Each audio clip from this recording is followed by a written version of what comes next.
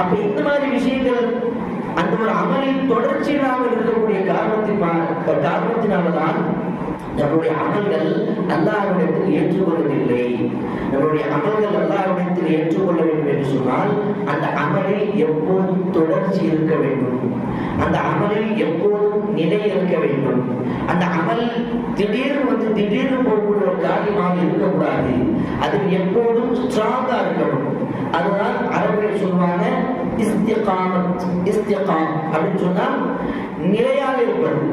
அதனால்தான் நம்ம ஒவ்வொரு தொழுகையிலும் ஒவ்வொரு ரக்காத்திலும் ஒவ்வொரு சூரத்துல் ஃபாத்திஹால படிக்கக்கூடிய வசனம் என்ன தெரியுமா? இஹ்தினஸ் ஸிராத்தல் முஸ்தகீம், நிலையாக இருக்கக்கூடிய நேரான பாதை அல்லாஹ் எங்களுக்கு கொடு.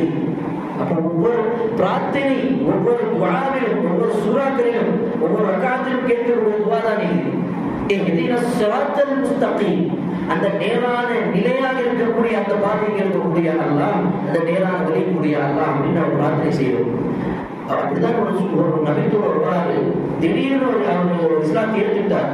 இஸ்லாத்தை ஏற்ற உடனே அவர் அறிவுரை கேட்கிறார். அல்லாஹ் அனுப்புகிறார், யா ரசூலல்லாஹ், எனக்கு சில அறிவுரை சொல்லுங்க, எனக்கு சில உபதேசம் செய்யுங்கள். அல்லாஹ்வின் தூதர் முஹம்மது ஸல்லல்லாஹு அலைஹி வஸல்லம் அவர்கள் எப்படி தெரியுமா? மிகப்பெரிய ஒரு சைக்காலஜிஸ்ட். அந்த மனிதனுடைய மனநிலை பார்த்துதான் அவர்களுக்கு அறிவுரை செய்வார்கள். அந்த மனிதனுடைய அந்த சூழலை பார்த்துதான் அவர்களுக்கு உபதேசம் செய்வார்கள். அந்த நேரத்தில் அவர்களுக்கு என்ன தேவைப்படுகிறதோ அந்த விதமான ஒரு அறிவுரை தான் அவர்களுக்கு செய்வார்கள். அப்ப அந்த நேரத்தில் அந்த நபி தோழர்கள் சொன்ன வார்த்தை என்ன? குல் ஆமன்து பில்லாஹ் சும்ம இஸ்தகிம், நீங்கள் சொல்லுங்கள் நான் அல்லாஹ்வை நம்பிவிட்டேன். ஆமன்து பில்லாஹ், அல்லாஹ்வை முழுமையாக நம்புவது, அல்லாஹ்வை முழுமையாக ஏற்றுக்கொள்வது, இதுதான் ஆமன்து பில்லாஹ். ஆமன ஈமான் என்று சொன்னால் எதை குறிக்கும் என்று சொல்றேன்? எதை குறிக்கும் என்றால் உள்ளத்தில் இருக்கக்கூடிய அந்த நம்பிக்கையை குறிக்கும். ஈமான் என்றாலே உள்ளத்தில் இருக்கக்கூடிய நம்பிக்கை. இஸ்லாம் என்றாலே வெளிப்படையான செய்யக்கூடிய சில காரியங்கள். அதில் முதலாவது தொழுகை.